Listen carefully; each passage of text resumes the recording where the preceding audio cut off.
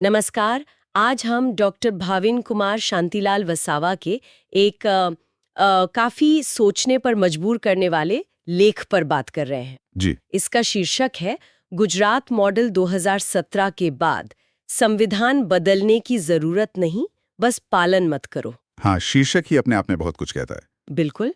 तो ये लेख जो है ये गुजरात में 2017 के बाद खासकर आदिवासी समुदायों के जो संवैधानिक अधिकार हैं, उनकी जमीन, उनकी संस्कृति और उसकी क्या स्थिति है, इस पर बात करता है। हाँ, और जैसा आपने कहा, शीर्षक से ही अंदाजा लग जाता है कि लेख की मुख्य चिंता क्या है। इसमें कई गंभीर मुद्दे उठाए गए हैं। सबसे पहला तो यही है संवैधानिक अनदेखी का। संवैधानिक अनदेखी मतलब जो संविधान में प्रावधान है, खासतौर पर अनुच्छेद 244(1) और 5वीं अनुसूची, ये आदिवासी बहुल इलाकों के प्रशासन के लिए विशेष व्यवस्था करते हैं। अच्छा। लेख का आरोप है कि इनकी अनदेखी हो रही है। खासतौर पर जो ट्राइबल एडवाइजरी काउंसिल (TAC) होती है, हाँ, TAC। उसकी सलाह के बिना ही कानून लागू किए जा रहे हैं, ऐसा लेख कहता है। अच्छा, ये तो मतलब प्रक्रिया का उल्लंघन हुआ ना? क्या लेख इसे सिर्फ एक चूक मानता है या कुछ और गहरा इशारा है? नहीं, लेख इसे महज लापरवाही या चूक नहीं मानता, वो इसे ज्यादा गंभीर नजरिए से देखता है। देखिए, इसमें सुप्रीम कोर्ट के फैसलों का भी हवाला है। कौन से फैसले? जैसे केरल सरकार बनाम नियमाविधि 2016 का मामला है। इसमें कोर्ट ने आदिवासी अधिकारों के उल्लंघन को संविधान के मूल ढांचे पर चोट बताया था। ओह। इसके बावजूद लेख कहता है कि जो अहम कानून हैं, जैसे वन अधिकार अधिनियम FRA 2006, हाँ, FRA जो जंगल पर हक देता है। बिल्कुल, और पेसा अधिनियम 1996 वाला, जो ग्राम सभाओं को अधिकार देता है उनके संसाधनों पर। जी जी। लेख का कहना है कि गुजरात में इनका ठीक से पालन, मतलब कार्यान्वयन, वो नहीं हो रहा है।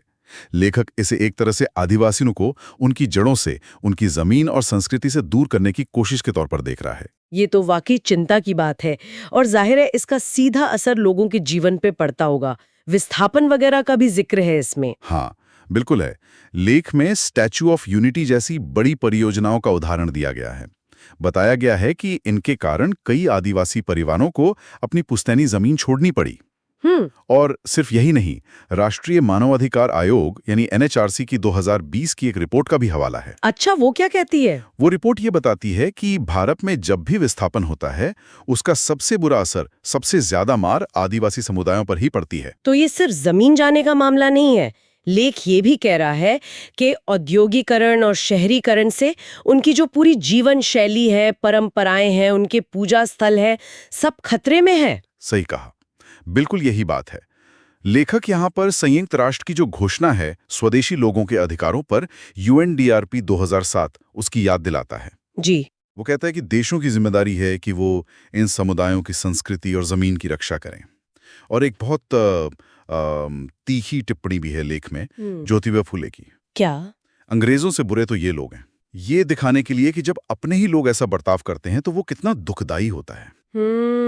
ये बात तो सोचने वाली है। तो एक तरफ जमीन के मुद्दे, विस्थापन, संस्कृति पर असर, दूसरी तरफ संवैधानिक अनदेखी के आरोप।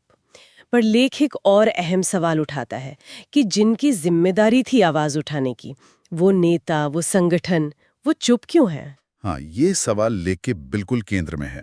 लेखक यही पूछता है कि भाई, जिन नेताओं को आदिवासी वोट देकर चुनते हैं, जो संगठन उनके हितों के लिए बने हैं, यहाँ तक कि TAC भी, हाँ, TAC जिसका काम ही सलाह देना है, वो इस कथित अन्याय पर चुप क्यों हैं?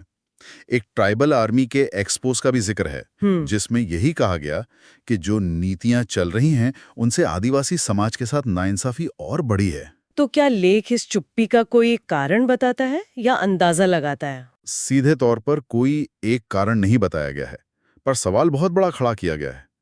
क्या ये चुप्पी, ये निष्क्रियता कहीं किसी सोची समझी रणनीति का हिस्सा तो नहीं, ताकि इन समुदायों को हाशिए पर ही रखा जाए? लेख फिर अंतर्राष्ट्रीय संधियों की भी याद दिलाता है, जैसे ILO कन्वेंशन 169 है, UNDRIP है, कि इनके तहत भारत की कुछ नैतिक जिम्मेदारियां भी बनती हैं। और अदालती फैसलों का भी जिक्र था पहले। हाँ, समता बनाम आंध्र प्रदेश 1997 का मामला बहुत अहम फैसला था। सुप्रीम कोर्ट ने कहा था कि आदिवासी क्षेत्रों में कोई भी परियोजना लाने से पहले उनकी सहमति जरूरी है। तो कुल मिलाकर डॉक्टर वसावा का लेख एक तस्वीर पेश कर रहा है कि गुजरात में कानूनी और संवैधानिक सुरक्षा होने के बावजूद आदिवासी समुदाय कथित तौर पर अपनी जमीन, संस्कृति, अपने अधिकारों से दूर हो रहे हैं। बिल्कुल, विकास परियोजनाएं आ रही हैं, लेकिन अक्सर उनकी मर्जी के बिना।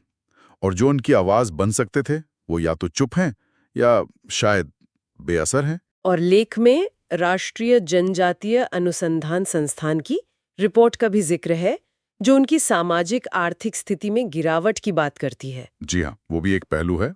तो इसी पूरी थोड़ी निराशाजनक तस्वीर के बीच लेख पाठकों से अपील करता है कि चुप न रहें। क्या करने को कहता है लेख? वो कहता है कि भाई सोशल मीडिया पर आवाज उठाएं, जानकारी फैलाएं, अपने नेताओं से सवाल करें, जो संगठन मदद कर सकते हैं उनका साथ दें, अपने कानूनी अधिकारों के बारे में जागरूकता फैलाएं और खास तौर पर नेताओं और टैग को उनकी जिम्मेदारी याद दिलाई गई है। और अंत में लेख हमें एक बड़े सवाल के साथ छोड़ देता है ना? जो उसके शीर्षक से भी जुड़ा है। हाँ, वही मूल सवाल कि ये जो सब हो रहा है, क्या ये सिर्फ प्रशासनिक लापरवाही है, अनदेखी है, या फिर ये आदिवासी समुदायों को जानबूझकर एक सोची समझी साजिश के तहत हाशिए पर धकेलने की कोशिश है? ये एक ऐसा सवाल है जिस पर वाकई सोचने की जरूरत है। बिल्कुल।